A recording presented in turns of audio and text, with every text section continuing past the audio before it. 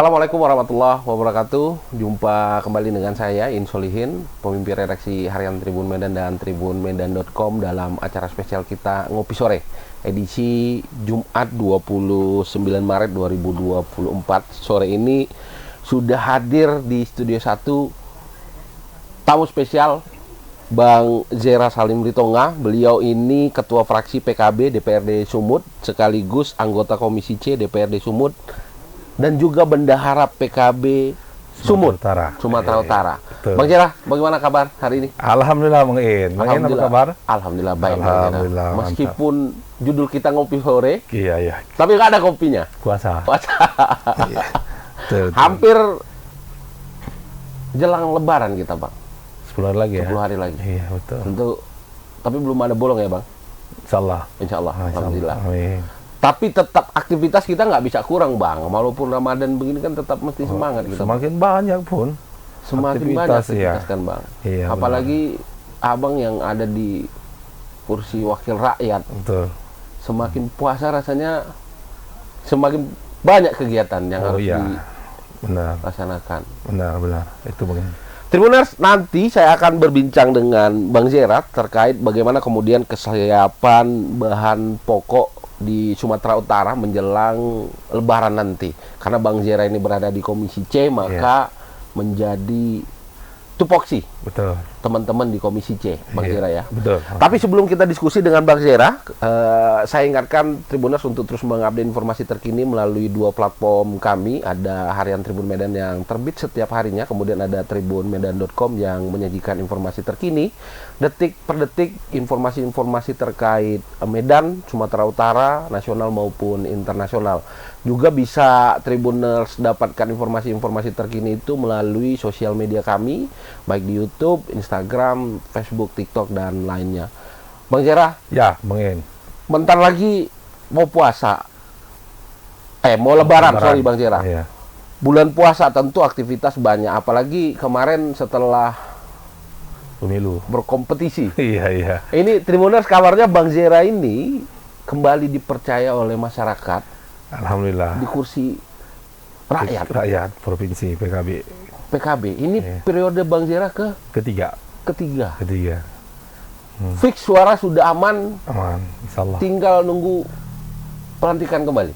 Insya Allah, kalau tidak ada halangan. Bang Zera, boleh cerita kemarin ini periode ketiga. Bang Zera di dapil yang sama di tiga periode ini. Labuhan Batu Raya. Labuhan Batu Raya. Itu masuk wilayah Dapil 6. Dapil 6 ya, Bang? Iya, itu dia. Kursi ketiga kembali. Iya.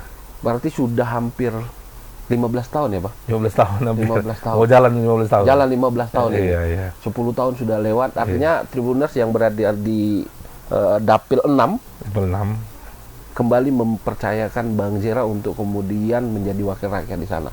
Insyaallah, alhamdulillah. 10 tahun Bang Zera. Kali ini juga berada di Komisi C. Iya. Jelang Lebaran tentu pengawasan ketat, Bang. Betul. Masyarakat, mama-mama, opung-opung sudah rasakan nih, Bang. Iya. Ada mulai kenaikan meskipun momentum ya, Bang. Iya, tapi betul. Kemudian tentu Bang Zera sebagai anggota dewan kali ini di Komisi C, bagaimana kemudian Bang Zera melihat perkembangan hari demi hari menjelang Idul Fitri nanti, Bang Zera? Iya. Ini barang tentu ini kenaikan harga barang ini kan sudah sebenarnya dari tahun ke tahun sudah menjadi perhatian kita ya. Karena memang supply and demand itu dalam prinsip ekonomi kan menjelang Lebaran itu kan sangat masif ya. Apalagi permintaan terhadap bahan-bahan pokok. Ya barang tentu ini akan membuat harga-harga itu juga ikut melambung.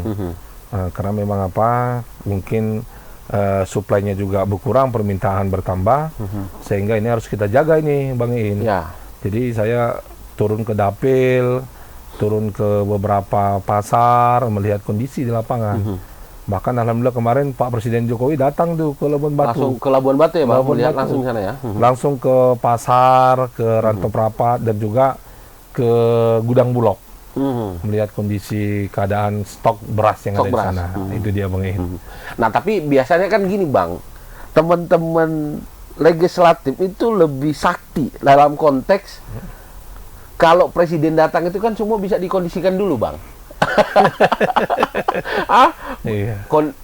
Stoknya bisa diadain dulu, tapi kan kadang-kadang kalau teman-teman dewan kan melihat langsung tuh Bang. Iya, betul. Kadang-kadang teman-teman nggak perlu berkoordinasi kan, Tidak langsung. masuk aja kemana, lihat kondisi. Nah, itu Abang lakukan nggak? Ya, itu memang dari tahun ke tahun kita lakukan Bang Iin. Karena memang kondisi seperti itu yang lebih real ya. Karena kita langsung ke pasar, kita nyamar jadi pembeli. Kadang-kadang kita tanya satu persatu para pedagang di sana bagaimana keadaan. Ini tentunya akan memperlihatkan yang sesungguhnya harga-harga. Seperti juga kemarin kita juga dari tahun ke tahun kita juga datang ke Gudang Bulog untuk melakukan pemantauan ya terhadap stok. Yaitu juga kita mendapatkan beberapa hal terkait mengenai harga barang yang mulai merangkak naik. Biasanya itu menjelang puasa dan menjelang Idul Fitri. Hari-hari besar umat Islam ya. Itu kita berikan masukanlah kepada pemerintah. Karena memang pemerintah daerah dan pemerintah pusat kan yang harus bisa mengendalikan harga-harga bahan pokok yang saat ini bisa kita lihat seperti beras itu hampir-hampir tidak terkendali kan. Ya, beras kadang kemarin sempat sulit Bang. Sulit. Harganya pun hampir 20.000 yang super itu kan. Nah, inilah yang kondisi seperti ini yang harus memang kita pantau, kita lihat langsung dan kita memberikan masukan kepada pemerintah daerah, pusat untuk bagaimana kenaikan harga barang ini bisa ditekan, tidak terlalu tinggi. Itu dia. Perlu ada opsi-opsi lah Bang ya yang dilakukan oleh pemerintah baik provinsi maupun kabupaten kota. Benar. Beras udah naik. Kondisi hari ini masyarakat tentu susah kan Bang. Betul mungkin. Pasca Covid, ya, tentu perekonomian masih berkembang lah Bang, masyarakat kita. Nah, tentu kalau menurut Abang upaya-upaya apa sih yang perlu mereka lakukan? Maksudnya pemerintah provinsi dan kabupaten kota. Beras oke sudah naik nih. Langkah apa yang mesti dilakukan Bang? Apakah perlu lakukan operasi pasar misalnya atau bagaimana? Ya, barang tentu kan dengan kondisi seperti ini harga barang sudah mulai naik, pemerintah harus mengambil beberapa kebijakan. Termasuk juga untuk meyakinkan distribusi barang itu lancar. Dari mulai pemasok, distributor, sampai pengecer, sampai ke tangan masyarakat. Itu salah satu fungsi yang harus memastikan distribusi tadi Bang. Distribusi tadi.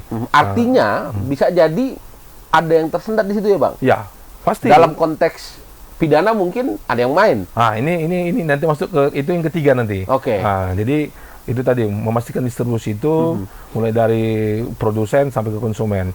Yang kedua dalam jangka pendek adalah alternatifnya ya untuk menstabilkan harga dengan operasi pasar.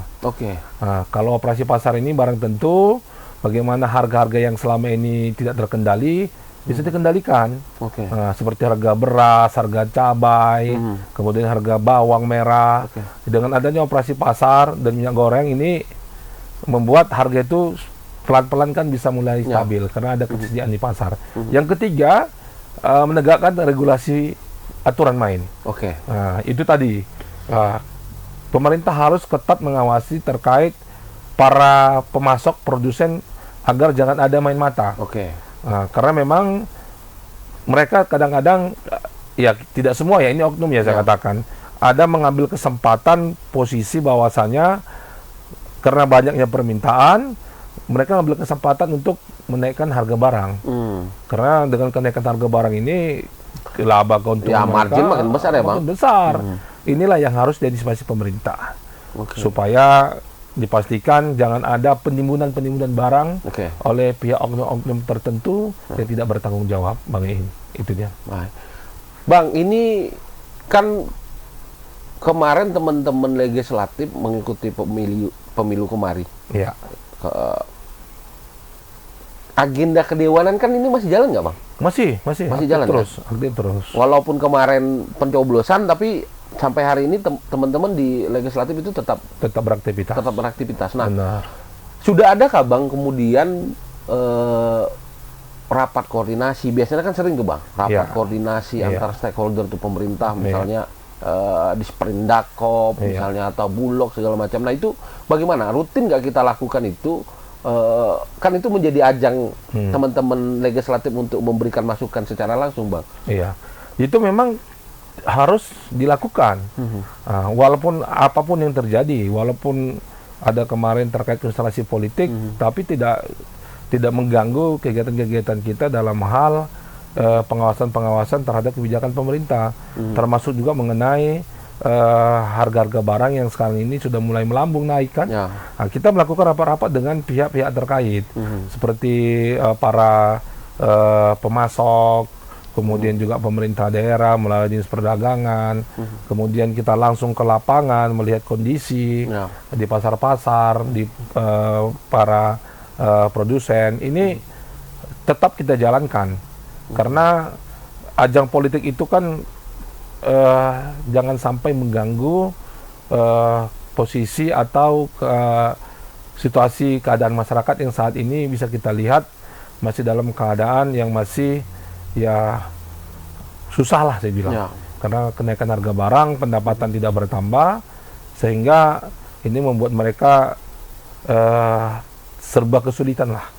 Dan ini kita tetap aktif memantau itu untuk memastikan pemerintah melakukan kebijakan terkait mengenai kestabilan harga barang dan pengawasan. Itu dia. Nah, kan biasanya nih, Bang, jelang-jelang begini, faktor-faktor penyebab inflasi ini kan cabai misalnya. Itu gara-gara cabai inflasi tinggi. Betul. Adakah, Bang, kemudian kan Abang nih sudah kalau saya dengar di beberapa komisi sudah Abang jajan. Pernah di komisi B, D, C. Iya, itu dia. Mestinya kan sudah ada roadmap tuh, Bang, bagaimana kemudian menjaga stabilitas harga cabai misalnya. Itu kan juga menyangkut bagaimana kemudian ketersediaan pangan. Lah, seperti apa selama ini kemudian koordinasi yang dilakukan oleh legislatif kepada teman-teman di eksekutif, Bang? Kita melakukan rapat koordinasi ya dengan pemerintah daerah ya, baik kabupaten, baik provinsi, bahkan pusat. Nah, itu nanti pastinya dari pusat juga akan turun untuk berkoordinasi dengan pemerintah daerah, dan kita biasanya itu dipanggil. Kadang-kadang boleh saya, boleh teman lain juga kan, tapi itu nanti kita bawa ke dalam situasi rapat dengan pendapat untuk memastikan keadaan saat ini yang terjadi. Itu yang kita lakukan tiap tahun. Seperti kita lihat sekarang ini harga daging kan sudah mulai juga naik. Betul, ini kita memastikan pada pemerintah bagaimana stok daging. Apakah ada persoalan terkait mengenai distribusi daging, termasuk kualitas daging ya, Bang? Ya, benar, itu dia. Tentu Tribuners juga selain ada stoknya, secara syariat kan juga perlu dipastikan kan, Bang? Kesehatan si daging ini kan, Bang. Ya, itu kita pastikan dengan beberapa stakeholder. Kita panggil ke mungkin dinas peternakan Provinsi Sumatera Utara dan kabupaten, kemudian juga dinas kesehatan. Karena apa? Jangan sampai banyak beredar barang-barang yang sudah upkir yang tidak layak konsumsi. Biasanya itu ini kecenderungan ya, menjelang Lebaran seperti ini, barang-barang yang sudah keluar nih, Bang. Ya, upkir yang tidak bisa layak dikonsumsi, itu pelan-pelan mereka keluarkan. Mereka sisipkan dengan barang-barang yang baru. Nah, jadi kalau konsumen tidak jeli, kadang-kadang itu bisa jadi korban. Yang ini harus kita pastikan. Makanya saya bilang pemerintah daerah melalui Dinas Perdagangan Sumatera Utara dan juga kabupaten kota untuk melakukan pengawasan ketat di produsen supermarket, baik juga di pedagang-pedagang pasar tradisional. Ya, ini untuk memastikan bahwasanya konsumen itu tidak menjadi korban terhadap oknum-oknum yang nakal. Mempergunakan bahan-bahan yang tidak sesuai. Ya, betul. Mitra kerja si Komisi C ini juga luas ya, Bang? Iya. Ada juga instansi vertikal ya, misalnya BPOM. Iya. Itu kan juga terkait tadi kan, yang Abang bilang kemudian bagaimana produk-produk mungkin yang pangan dalam kemasan itu kan, Iya, memastikan bahwa Iya. belum kadaluarsa segala macam. Nah, memang tadi betul kata Bang Jerat, ada poin penting ketelitian, Bang. Iya. Kemarin mungkin Tribuners juga menyimak berita terkait bagaimana ada seorang katakanlah pejabat belanja tiba-tiba beli yang bercampur tuh Bang, non halal di Oh. Abang mungkin monitor itu kan. Iya, Itu iya. mungkin satu di antara bagaimana si pembeli juga harus Jeli ya? jeli. Iya, itu dia. Lihat kaleng enak barang itu bawa balik rupanya. Iya. Gitu kan Bang. Ya, itu dia Bang In. Itulah gunanya pengawasan dari pemerintah daerah. Dan kita harus kawal itu kan. Jangan sampai barang-barang yang tadi expired dan juga non halal dicampurkan dengan barang-barang yang halal. Barang tentu kan kalau itu dilakukan itu kan sudah melanggar aturan main. Ya. Karena barang-barang yang non halal ini kan boleh dijual di daerah-daerah tertentu, toko-toko tertentu. Dan tokonya mesti punya izin kan Bang? Izin, iya. tertentu Jadi kan? tidak bisa digabungkan dengan barang-barang yang Ya, halal. dia harus mungkin raknya terpisah. Terpisah. Dan memang harus ada pemberitahuannya. Bahwasanya ini barang non halal. Terbuat dari ini. Jadi pemberitahuan itulah yang nanti mungkin masyarakat bisa lihat dan tidak salah pilih dalam hal membeli produk-produk yang halal. Itu dia Bang In. Lah untuk pengawasan tadi kan berarti juga masuk kan Bang? Oh ya, pasti. Biar Tribuners juga tahu di Komisi C ini kan membidangi satu soal perekonomian. Perekonomian ini bukan hanya tadi soal menyidak ketersediaan bahan pokok segala macam kan Bang, juga termasuk bagaimana aktivitas lembaga atau organisasi yang menaungi perdagangan ini kan Bang. Iya. Gitu. Nah, lalu ketika kita jumpa lah Bang, kan pasti ada tuh Bang laporan yang masuk dari masyarakat. Saya bisa membayangkan bagaimana kemudian Bang Jera dapat informasi dari masyarakat, tentu dari dapil misalnya atau di luar dapil, mau dekat-dekat Lebaran, praktik-praktik, sering nggak itu masuk Bang? Yang terkait mengenai perdagangan ini, misal seperti sembako. Oh ya, karena gini, kalau terkait mengenai beberapa hal perdagangan ke Komisi C itu ya pastinya kan ada laporannya sama kita, baik dari masyarakat dan juga pihak terkait ya pemerintah. Dan memang itu sebulan sekali kita mendapatkan informasi.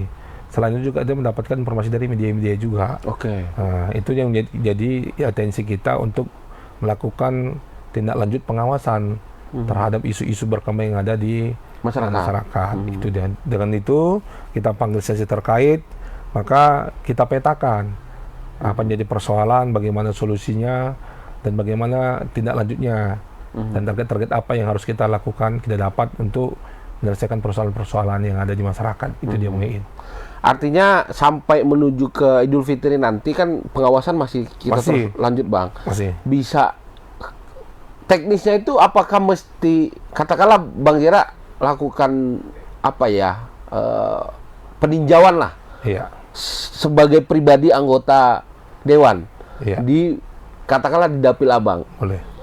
Apakah itu mesti kemudian Abang bawa dulu ke kantor untuk kemudian dilakukan RDP, rapat dengar pendapat, atau ada cara-cara khusus Abang supaya nih orang masyarakat di dapil Abang yang kemudian kemarin memilih Abang ini segera bisa teratasi masalahnya Bang? Ya, kita punya kegiatan ya, baik itu secara kelompok ya, itu melalui komisi, ada juga melalui individu, kunjungan kerja secara mandiri gitu Bang ya? Pribadi. Itulah yang dilakukan monitor ke masing-masing daerah. Seperti sekarang ini saya meminta persetujuan dari Ketua Dewan untuk melakukan kunjungan ke dapil saya untuk memastikan bahwasanya stok barang, bahan pokok, termasuk tadi itu beras, kemudian bahan bakar di setiap SPBU. Oh, itu juga masuk ke Bang? Masuk, ya. Jadi itu kita lakukan secara anggota dewan, secara pribadi. Dan itu nanti akan menjadi bahan laporan kita kepada pimpinan dewan, yang nanti akan dibawa kepada rapat-rapat komisi, yang informasi itu nanti akan kita berikan kepada stakeholder ya, pemerintah daerah, mitra kerja kita. Jadi kita ini tidak dibatasi ruang geraknya Bang Iin. Oke. Nah, jadi biar apa bahasanya gercep ya, Gercep cepat ya, cepat. maksud saya tadi artinya abang bisa dong, katakanlah misal tadi ketika di Rantau Prapat, Iya, abang temukan harga beras yang tinggi. Iya. abang bisa langsung penetrasi itu, telepon kepala Bulog kayak misalnya atau apa, bisa? Boleh saja ya? Boleh saja. Karena kita ini kan jabatan kita ini Bang Iin kan 24 jam melekat. Ya. Nah, jadi kita tidak ada ceritanya hari kerja, hari libur, tidak. Ya. Malah kita ini ya mau libur, mau hari Minggu, mau tanggal merah, mau tanggal apa ya, Bang? Ya, seperti saya ini jam 12 jam malam, jam 2 malam masyarakat telepon saya. Nah, mohon maafnya ini agak bergeser sedikit. Ya masalah orang yang sakit. Jadi Itu juga. jadi enggak mesti komisi C itu nangan ini enggak Bang ya? Semua. Karena di mata masyarakat, anggota dewan ini serba bisa. Iya. Nah, jadi tempat pengaduan semua persoalan. Mau narkoba, tetangga berkelahi, ya Bang ya? Ya mau maafnya mau menyambut Idul Fitri juga kita ditelepon. Nah, itu dia. Bagaimana Pak THR-nya gitu. Ya, itu kan bagian dari kecil kan. Ya. Nah, ini tadi saya ditelepon ada yang dirujuk ke rumah sakit Adam Malik. Oke. Nah, tolong Pak dibantu supaya cepat diterima, disiapkan kamarnya. Pasti kita telepon. Nah, dari rujukan rumah sakit yang ada di daerah Labuan Batu Utara. Nah, alhamdulillah udah jalan, mereka udah saya telepon, udah insya Allah nanti sampai sore akan diterima oleh pihak rumah sakit. Itulah kerja kita sebagai dewan. Artinya enggak Tribuners bukan hanya anggota dewan ini terkait bidang kerja di komisinya, enggak ya Bang? Iya. Kan, Kalau di komisi itu lebih enak. Yang lebih berat itu adalah ya anggota DPR serba bisa gitu. Ya. Nah, itu dia. Karena mungkin ya pemilihnya abang berharap lewat abang lah dia bisa terbantu kan gitu ya. Iya. Jadi kadang-kadang maaf Bang ini nih, masyarakat ini kan dia tidak bisa membedakan mana legislator mana eksekutif. Ya. Nah, kadang-kadang mereka pikir semua sebagai anggota DPR ini bisa merangkul, tuntas lah ini ya. tuntas mengambil kebijakan eksekutif. Nah, padahal kadang-kadang terbatas ya. Ya, kita punya siasat lah untuk menanganinya. Hubungan baik dengan pemerintah daerah, dengan pihak-pihak tertentu. Mungkin kalau tidak kita telepon yang ngangkat bisa dia bantu. Segera ya Bang ya. Segera, itu dia Bang Iin. Tribuners menarik tadi bagaimana kemudian ya kalau saya dengan cara begitu ya 3 periode itu ya layak gitu. Artinya kan begitu ya, Tribuners ya, Bang ya. Siap-siap, Bang. Artinya tidak hanya soal sembako segala macam, masyarakat boleh mengeluh apa saja pada wakil yang dia tempatkan di kursi rakyat sana kan gitu ya Bang ya. Benar Bang. Tribuners menarik tadi Bang Zera, kemudian ada persiapan Bang yang memang tadi Abang menyinggung bagaimana ketersediaan sembako. Oke. Selain sembako tentu tadi Abang singgung ada bahan bakar, BBM. Ada LPG gas. Ke dapil Abang ini kan lumayan gede ya. Jauh nih Bang dan luas wilayahnya kan, sampai ke Rantau Prapat sana mungkin 16 jam ya Bang. Enggak, kalau kita ke sana sekitar lebih kurang 6-7 jam lah. Sekarang ada tol sekarang. Ada tol ya, Rantau Prapat ya Bang. Iya, agak berkurang. Tentu ini juga menjadi kebutuhan masyarakat Bang. Mobilitas rasa saya di pekan depan mudik sudah mulai. Sudah mulai kan Bang. Iya. Sudah H-7, H-5 masyarakat tentu mobilitas masyarakat akan semakin besar menuju daerah kampung halaman mudik. Lalu catatan apa yang Abang dapat ketika kemarin Abang melakukan proses peninjauan di dapil Abang Bang? Ya, kita lihat memang ya ini terkait mudik ini memang itu menjadi tradisi ya masyarakat kita ya. Karena memang disitulah masyarakat kita meluapkan segala kerinduan. Setahun nggak jumpa gitu. Iya. Kemudian ada di situ kumpul keluarga, suatu kebanggaan ya. Tapi barang tentu kita berharap ya di perjalanan ini kan kadang-kadang tidak semulus apa yang diinginkan ya. Jadi saya juga memantau juga Bang ini tuh. Nah, itu kadang-kadang saya ini sampai pulang kampung saya lihat ada yang jalan yang berlobang, infrastruktur yang kurang baik, itu kan kita berikan masukan pada pemerintah daerah. Makanya menjelang Lebaran itu biasa banyak itu jalan-jalan sudah ditambal ya. Mulus itu. Ya Bang? Dimulusi ya, itu bagian dari masukan-masukan anggota dewan. Alhamdulillah sekarang dengan ada jalan tol, saya kemarin sempat survei kecil-kecilan ke jalan tol Asahan menuju Tebing. Saya tanya langsung kepada pegawai setempat ya. Kebetulan saya lewat untuk menuju ke kampung halaman.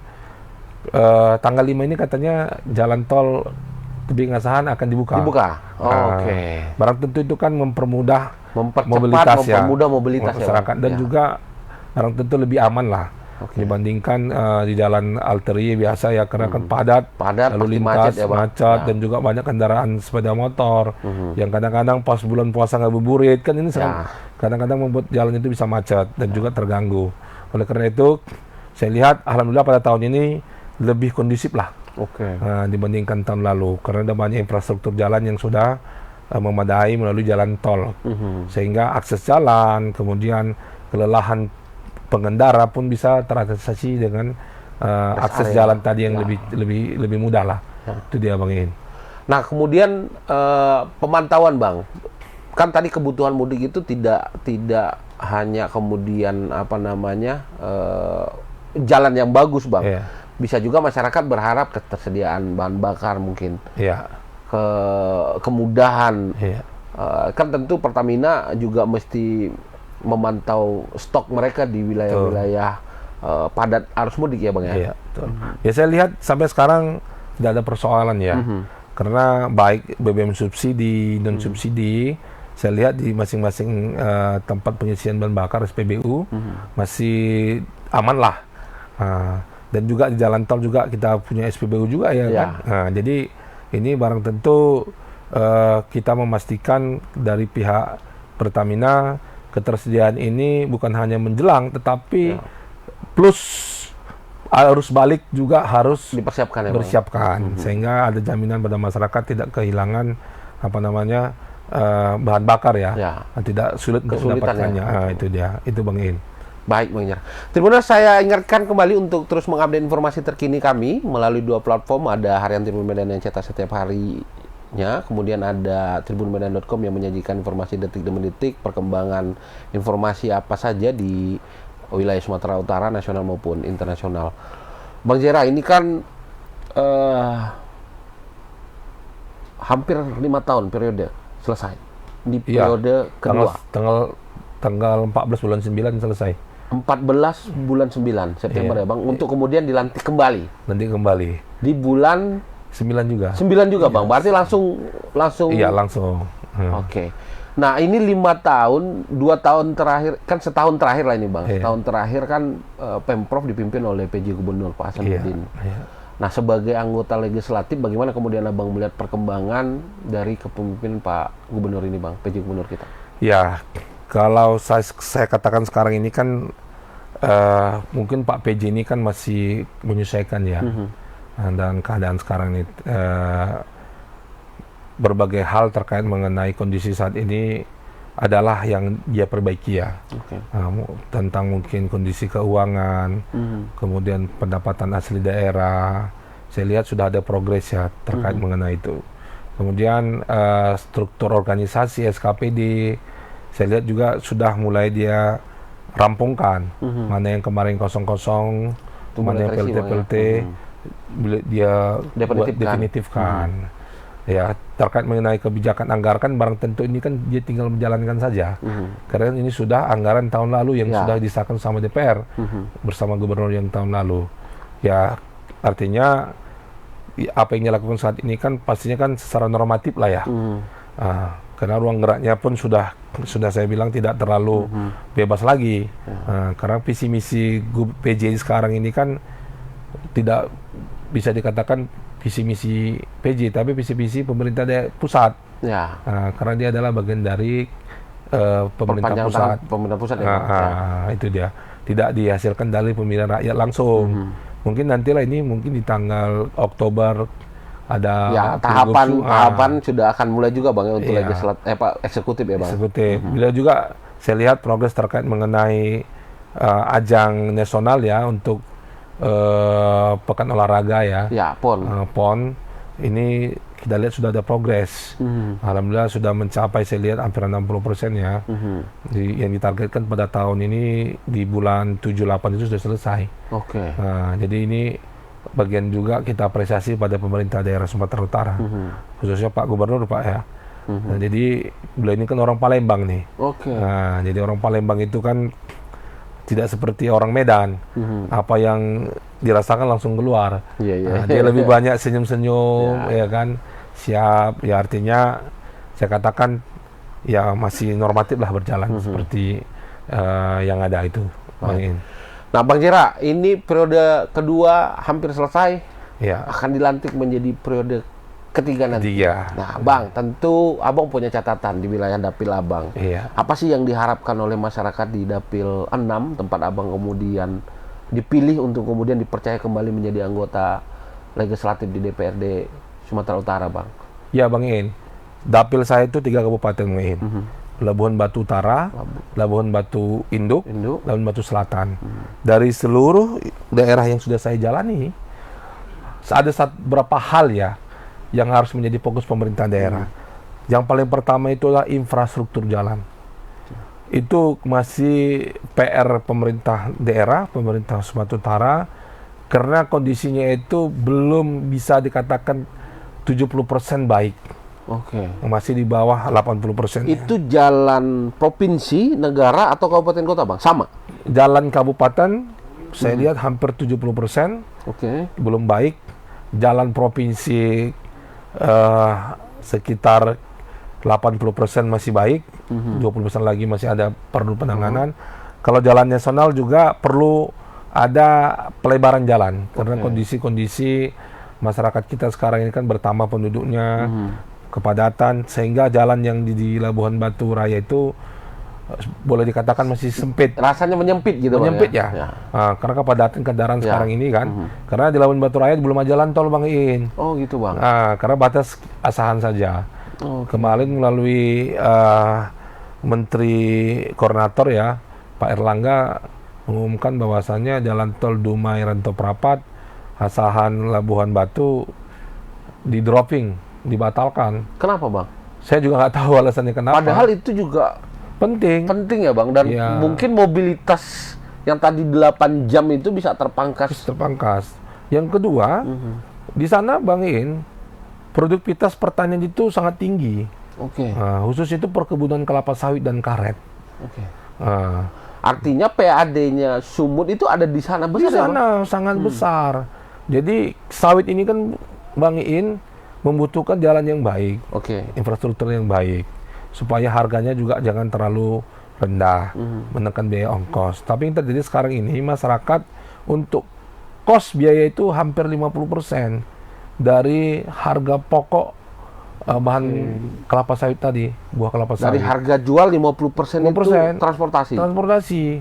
Karena seperti daerah pantai, Ledong, kalau hilir, kecamatan Kol Hilir, mereka membutuhkan transportasi sungai melalui boat untuk menuju pabrik kelapa sawitnya. Jadi kosnya besar ya, besar. Bang? Lewat sungai dia. Lewat sungai. Nanti dilangsir lagi dari kebun itu. Dari kebun ke kapal, dari kapal bongkar muat. Yang artinya ada 2 kalau darat, masuk truk langsung jual, langsung bongkar gitu. Bongkar. Jadi butuh 4 kali langsiran. Nah, jadi kan pastinya kan kosnya besar. Gede ya, Bang? Iya, karena biaya transportasi, biaya langsir, bongkar muat, itu kan sangat besar. Nah, jadi ini yang kita minta. Memang alhamdulillah kemarin pemerintah pusat melalui Kementerian PUPR Pak Jokowi langsung turun. Waktu meninjau ke sana ya, Bang? Meninjau. Jadi berjanji akan dituntaskan jalan khususnya Labuhan Batu Utara menuju Aikanopan menuju Koleledong untuk diaspal. Sekarang sudah ada progres, saya lihat sekitar hampir 20 km. Sudah dikerjakan? Sudah mulai. Nah, tapi 50 km lagi saya lihat masih belum selesai ya. Saya tidak tahu apakah jalan juga tidak, tapi paling tidak kalau itu bisa diselesaikan oleh pemerintah pusat, saya rasa Koleledong itu tidak lagi daerah yang tersisihkan, daerah yang terpinggirkan. Padahal sana sumber daya alamnya sangat banyak, besar. Kelautan perikanannya besar, kemudian juga berasnya, pertanian. Kalau Bang Iin datang supermarket ada lihat merek itu beras ledong. Dari sana Itu beras premium, Bang. Bang Iin. Okay. Tapi mirisnya kita, mereka menjual padinya itu tidak ke Labura. Karena lebih dekat ke Tanjung Bali. Oke, PAD-nya dapat Tanjung Bali dong. Nah, itu pun melalui jalur laut. Karena lebih dekat jarak. Iya, lebih dekat karena lebih murah biayanya. Karena memang jalurnya darat tidak bisa dilalui oleh kendaraan truk. Tidak bisa itu dalam konteks memang jalannya jelek. Jalannya hancur, bukan jelek lagi. Okay, Bang. Nah, jadi kalau Bang Iin itu seharusnya itu menuju Ledong itu cuma 1,5 jam. Ini butuh waktu 2 hari. Itu gimana? Butuh 2 hari ke sana. Itu kolam ya, Bang? Ya, aduh. Itu kolam berarti ya? Ya, artinya kalau sudah masuk tidak bisa pulang. Dan itu pun harus dilalui kendaraan tertentu ya, Bang? Iya. Off-road ya? Off-road, Gardang 2. Makanya saya bilang, kalau kita dari Labura masuk ke Kecamatan Kololedong, kita takutkan bisa masuk tak bisa pulang. Dan itu masuk dalam jalan provinsi? Kabupaten Labuhan Batu Utara. Ya, saya mungkin sudah 6 tahun, 7 tahun yang lalu sudah saya informasikan. Bahkan mungkin ada di Tribun saya lihat itu, saya pernah memberikan informasi terkait jalan yang ada di sana. Padahal ada potensi besar pertanian besar dan perikanan di sana. Perikanan. Ya, kalau itu memang benar-benar jalan itu bisa diaspal, ya, Bang, ya. Banyak investor perikanan datang ke sana karena kan daerah Selat Melaka. Ikannya paling enak, Bang Iin. Dan dia berbatasan dengan Tanjung Balai, Bang, ya, lautnya ya. Iya. Laut ya. Jadi orang Tanjung Balai ngambil ikannya tempat kita. Labuan Batu. Tapi nggak bisa jual tempat kita karena tidak memadai pelabuhannya. Aksesnya nggak memadai ya, Bang. Jadi ya tetap bawanya ke Tanjung Balai. Nah, artinya di konteks infrastruktur itulah yang tengah Abang perjuangkan. Itu yang pertama. Sana, ya, Bang. Yang kedua masalah pendidikan. Oke. Pendidikan, karena saya lihat pemerintah daerah hanya fokus pada pendidikan untuk sekolah-sekolah yang di bawah pemerintah daerah, yaitu sekolah negeri. Sementara sekolah negeri sana kan sangat terbatas. Bayangkan saja, Bang Iin, sekolah negeri sana mungkin satu desa itu belum tentu ada. Jadi dia harus pindah desa baru bisa sekolah gitu. Kalau untuk negeri. Jadi bagaimana supaya sekolah ini ada setiap desa, adalah masyarakat swadaya lah ya, membuat sekolah-sekolah swasta. Mulai PAUD lah ya, dasar PAUD, TK, SD, SMP, SMA, madrasah ya kan. Saya melihat itu, Bang Iin, yang masih alpa pemerintah. Tapi alhamdulillah dalam 2-3 tahun ini saya mencoba meyakinkan pemerintah Sumatera Utara untuk membantu sekolah-sekolah swasta yang ada di Labuhan Batu Raya. Insya Allah di tahun ini Labuhan Batu Raya itu mendapatkan 50 miliar. 50 miliar? Iya. Untuk sekolah swasta? Sekolah-sekolah swasta. Artinya itu masyarakat yang gotong royong kemudian mendirikan sekolah, Bang, ya, dengan mungkin kondisinya ya seperti itu. Artinya 50 M itulah untuk penyegaran, mungkin penambahan kelas gitu ya, Bang, ya. Jadi artinya sebelumnya pemerintah belum pernah kasih sentuhan seperti itu. Cuma karena saya turun ke lapangan, saya lihat kondisi infrastruktur sekolahnya, ruang kelas barunya tidak memadain, ada yang bocor, ada yang mau ambruk. Kan kita kasihan ini. Kalau masyarakat untuk memperbaiki itu dari mana uangnya? Kalau kita ambil dari uang sekolah untuk biaya operasional sekolah saja sudah berapa lagi mau narik dari saya berpikir siswa? Bagaimana caranya? Makanya melalui badan anggaran saya yakinkan pemerintah daerah untuk menghibahkan pembangunan ruang-ruang kelas baru. Alhamdulillah, Bang Iin. Udah 2-3 tahun ini saya mantau terus mendapatkan sekolah-sekolah itu ada 3 ruang kelas baru, ada 4 bahkan 5, minimal itu 3. Mereka sangat bersyukur. Saya datang ke sana meresmikan, orang tua wali murid, kemudian juga murid-murid itu senang semua. Kami dapat ruang kelas baru. Waduh. Artinya kalau anak kita itu mau kita cerdaskan, sumber daya manusia itu mau kita tingkatkan, ekonomi tentunya akan naik, maka yang paling utama itu adalah pendidikan anak-anak ya, Bang. Jadi kalau pendidikan itu harus nyaman. Alhamdulillah sudah mulai Mereka tidak lagi memikirkan uang kelas baru. Jadi sekarang ini di tempat saya udah berjibun proposal 1 lemari. Karena dia lihat mereka sudah terbukti Bang Iin. Ini insya Allah mudah-mudahan Pak Gubernur PJ bisa mempercepat realisasi lah ya untuk tahun ini. Saya dengar habis Lebaran sudah mulai mereka mendapatkan anggaran itu. Itu yang atensi saya. Baru yang infrastruktur, pendidikan. Nah, kemudian yang lain-lain masalah ekonomi yaitu masalah kesehatan, ya barang tentu narkoba di sana. Sana tuh masuk juga ya? Waduh, narkoba itu Bang Iin. Bang, mungkin karena berbatasan juga dengan negara tetangga. Benar. Secara laut ya Bang ya. Mungkin juga itu pengaruh besar ya Bang? Sangat berpengaruh besar. Bahkan di sana pernah didapati pihak aparat narkoba itu dibawa pakai kapal dan pakai sampan tradisional. Nah, itu daerah pantai pesisir Labuhan Batu, daerah Sungai Berombang namanya. Itu langsung berbatasan dengan Selat Melaka, Bang Iin. Jadi pernah didapat sana narkoba hampir 1 ton.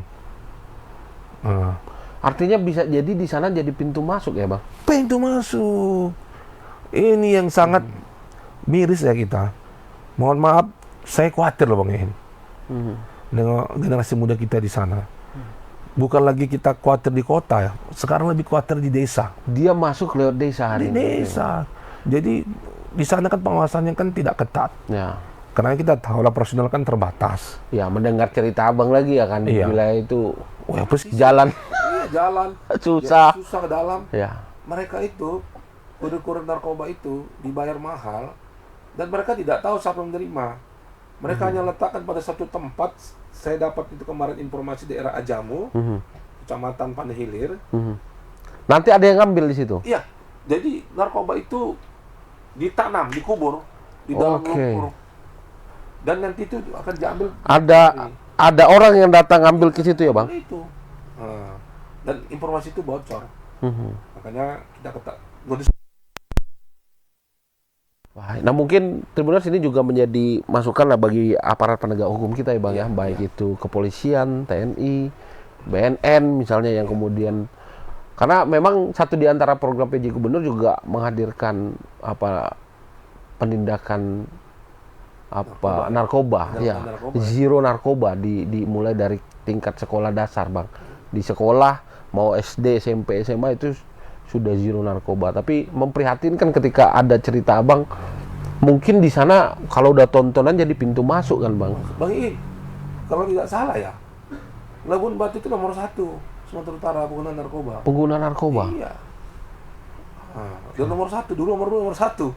Ya. Itu dia. Makanya saya sangat mengkhawatirkan.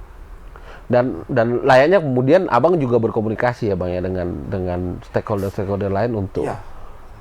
Saya kan kita itu sosialisasi ya, diberikan dari anggaran pemerintah. Itu saya lakukan dari desa ke desa terkait mengenai pencerahan untuk para masyarakat dan juga pemuda untuk menghindari narkoba. Saya pakai mentor ya. Saya diskusikan dengan masyarakat, saya paparkan bahaya narkoba seperti ini loh, seperti ini. Itu saya lakukan itu dalam hal saya sosialisasi. Karena sangat mengkhawatirkan.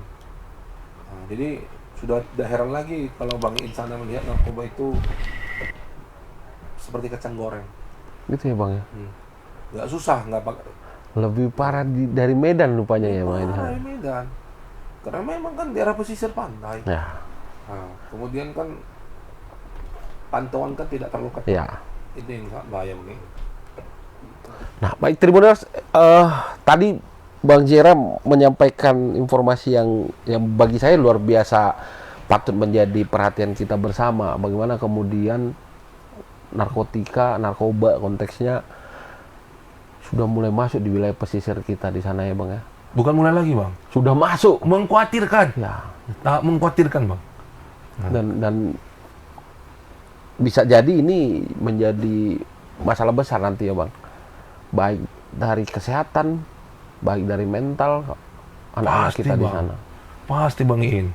Saya melihat mohon maaf ini masuk ke WA saya 2 hari yang lalu. Tolong Pak bantu anak saya direhab. Bayangkan itu.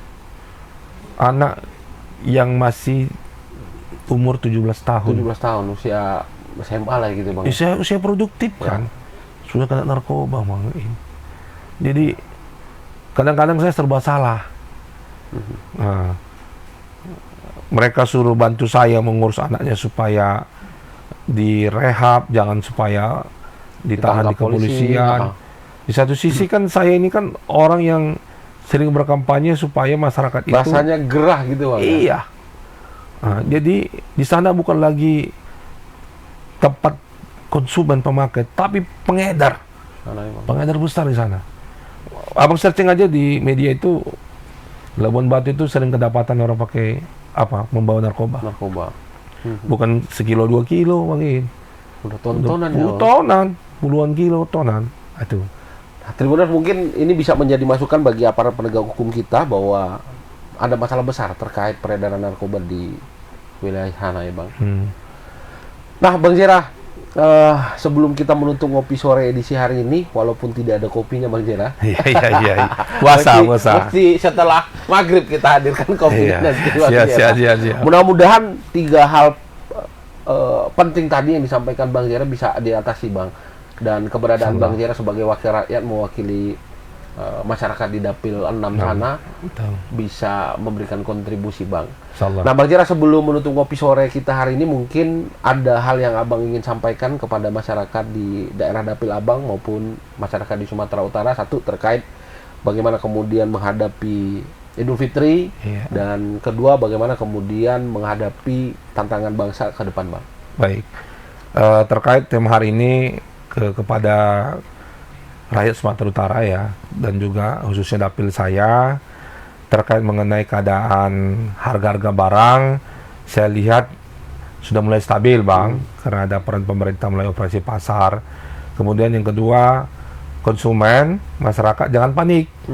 Nah, karena harga-harga ini tidak akan melambung tinggi karena distribusi terkait mengenai bahan pokok, kemudian juga operasi pasar sudah dilakukan oleh pemerintah. Jadi oleh karena itu jangan ada panik buying Bang. Artinya buat stok banyak-banyak. Enggak, udah ini insya Allah stabil. Hanya ada kenaikan sedikit saja.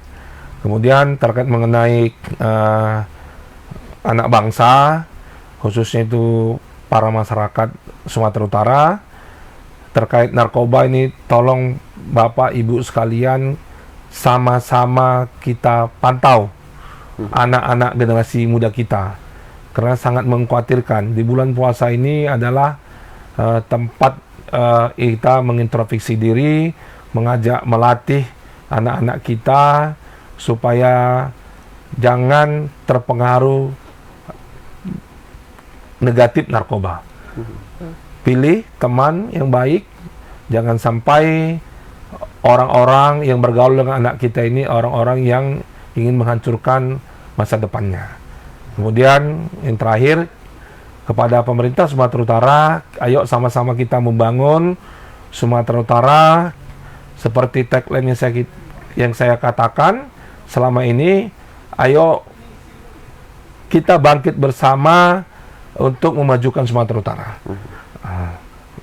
Seperti gubernur terdahulu ada bahasanya, tagline-nya Marsipature Hutanabe, membangun kampung halaman kita. Semua kita gotong royong supaya Sumatera Utara ini bisa lebih baik lagi ke depan. Dan insya Allah dalam pilkada di tahun 2024 ini kita mendapatkan pemimpin yang benar-benar peduli pada rakyat, yang bisa meningkatkan taraf ekonomi masyarakat dan membawa Sumatera Utara bisa lebih maju lagi ke depan dan bersaing di kancah nasional dan internasional. Itu Bang, ini paling baik Bang Jera. Terima kasih, demikian wawancara ngopi sore kita dengan Bang Jera Salim Ritonga, Ketua Fraksi PKB DPRD Sumut, sekaligus anggota Komisi C DPRD Sumatera Utara. Terima kasih sudah menyaksikan tayangan ngopi sore edisi hari ini. Kita jumpa di tayangan ngopi sore berikutnya dengan narasumber dan tema yang menarik. Sekali lagi selamat menjalankan ibadah puasa dan tetap semangat. Bertemu di lain kesempatan. Assalamualaikum warahmatullahi wabarakatuh. Salam. Horas. Selamat Idul Fitri.